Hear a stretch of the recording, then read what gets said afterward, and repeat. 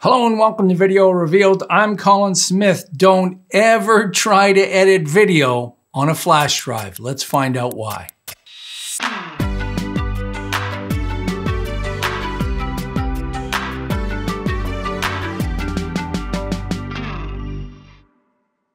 All right, flash drives, thumb drives, jump drives, whatever you call these things, they're all the same.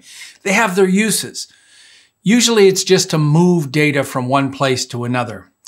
And they're not built for video editing. I ran some benchmarks, which you can run to Crystal Disk Mark on Windows. You can get the Blackmagic disk speed test and run your own tests on these things and find out if they are in fact good or not. I don't think they're good for much anymore. And in fact, I'm needing them less and less these days because I have online cloud storage. I actually use pCloud. I'll put a link in the description. I've got 2.5 terabytes for the rest of my life. I paid once. Amazing solution. I highly suggest it. I don't make any money on this. I just like them. pCloud. Okay, so let's find out the difference between this and a hard drive and an SSD. I ran some tests. Let's go have a look at them. So here's some benchmarks. The first is my internal SSD, and this is in my Dell Precision 7740 mobile workstation, and it has this wicked fast internal SSD. And I ran this on Crystal Disk Mark. And you can see that it's measuring different kinds of tests, sequential tests, random tests. The bottom line is fast speed there is over 3,000 megabytes per second. Megabytes, not megabits, megabytes. That's a lot of data moving in and out. So both read and write to my C drive is wicked fast. Let's go and look at my second internal drive, which is also another SSD. It's a little bit slower, but still incredibly fast. This is my D drive, almost 2,000 megabytes per second and the fastest, and all the way down to 58 for reading and writing, random 4K. All right, so I wanted to test another drive. This is a typical 2 terabyte. This is a hard drive with a platter in it. So these are very, very, very common. And they get marketed on things like Amazon as USB 3. Oh, amazing. 5400. They don't say 5400. They say amazing USB 3. See, USB 3, 2 terabytes.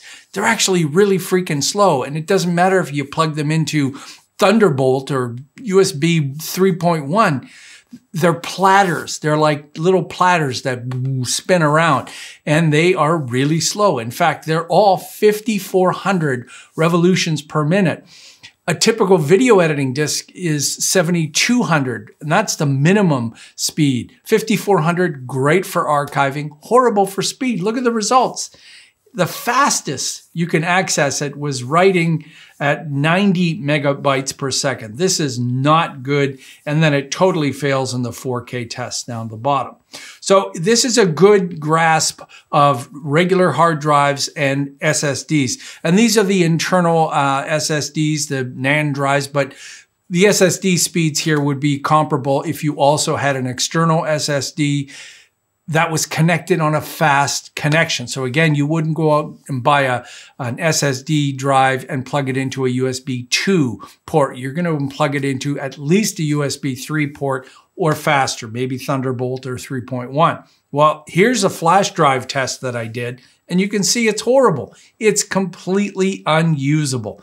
You definitely will not be reading and writing. Look at the write speeds alone. And when you're doing video editing, there is an enormous amount of background noise that's happening. Reading and writing and cache and decompressing, because the videos you're using are all highly compressed. So Premiere Pro has to read that from the disk, and then it has to, basically it makes all the compression has removed parts of frames, and they have to be rebuilt on the fly. That takes an enormous amount of speed, sometimes CPU, sometimes GPU, but you still, if you can't read it fast enough, then you can't zip around on the timeline. So let's look at some flash drive cons specifically. They're too slow, and their transport protocols are a major problem. So some of the drives are actually USB 2 2 really old formats, or you're plugging them into a USB 2 port. So even some of the new amazing external flash drives are getting really fast, but you have to plug them into the correct protocol. They're not reliable. I think they're fine for moving data or maybe putting a music or an image library on them. They're great for that, but they're not reliable for read and write and access and scrubbing the timeline and all of that. It's just too risky. What are you trying to do? Edit video and make something, or prove a point? If you're trying to prove a point that you can do it on there, you're going to fail. Eventually, something will be lost. Either the drive will eventually wear out, or you'll lose some of your data. It's way too risky. And they're easy to misplace. Have you ever misplaced a drive? Of course you have. I know I've misplaced more external flash drives than I have that I own here. It's too easy to get rid of them.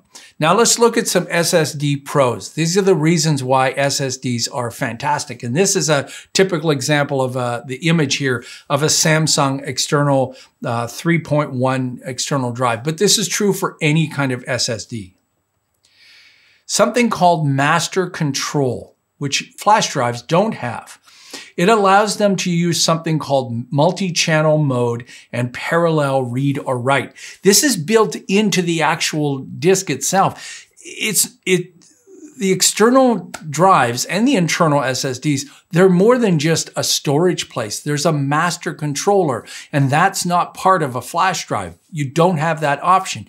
You might have 2 channels, but here we're going to have 4 channels or 8 channels. That means 4 to 8 times the amount of data is being written and reading, writing, back and forth. That's huge. That makes a huge difference in video editing. And because of that, they're wicked fast. They're very reliable. When SSDs first came out, people were speculating whether everybody's C drive would just blow up or the Macintosh HD drive would blow up too soon because they're not reliable. We've been using them for a while now. They're very reliable. And they have a cache for a faster access.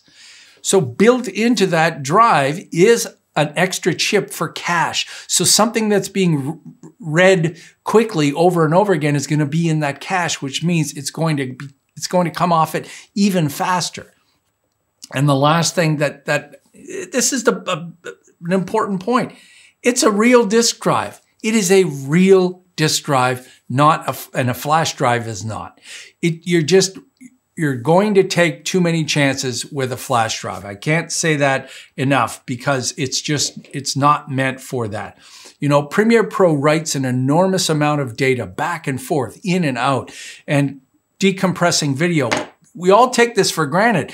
If you go back to when H.264 was invented, it was never intended to be an editing format, but Premiere Pro engineers just created that at the same time that Final Cut Pro 7 said, it's not an editing format. Well, guess what? We've been editing H.264 for a long time, and you have to really access that information as quickly as possible to be able to rebuild those frames because it's super highly compressed.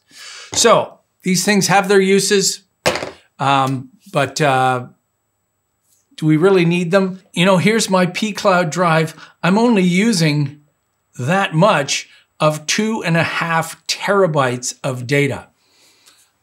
Like I said, I'll put a link in the description. They had a sale on, I can't remember, it was like $350, and now I have that data for the rest of my life. So I access it on my phone, on every one of my computers in my studio that I can access. So I'm not even using these things anymore. I'm just using my pCloud drive. But for those who are asking, don't use your flash drives for video editing. Hey, if you're new to Video Revealed and you found this informative, take a moment and subscribe. You want to support me some more? You can do it on VideoRevealed.com/shop. Donate once or monthly. There's lots of free stuff there and a member section, lots of stuff to download. Thanks to all of our wonderful supporters who donated, some of you for a long time. We really do appreciate that. Thank you so much. Till next time, I'm Colin Smith, and I'm here to answer your questions and burst your bubble that no, you can't buy a cheap flash drive and start editing your next 4K feature film on it.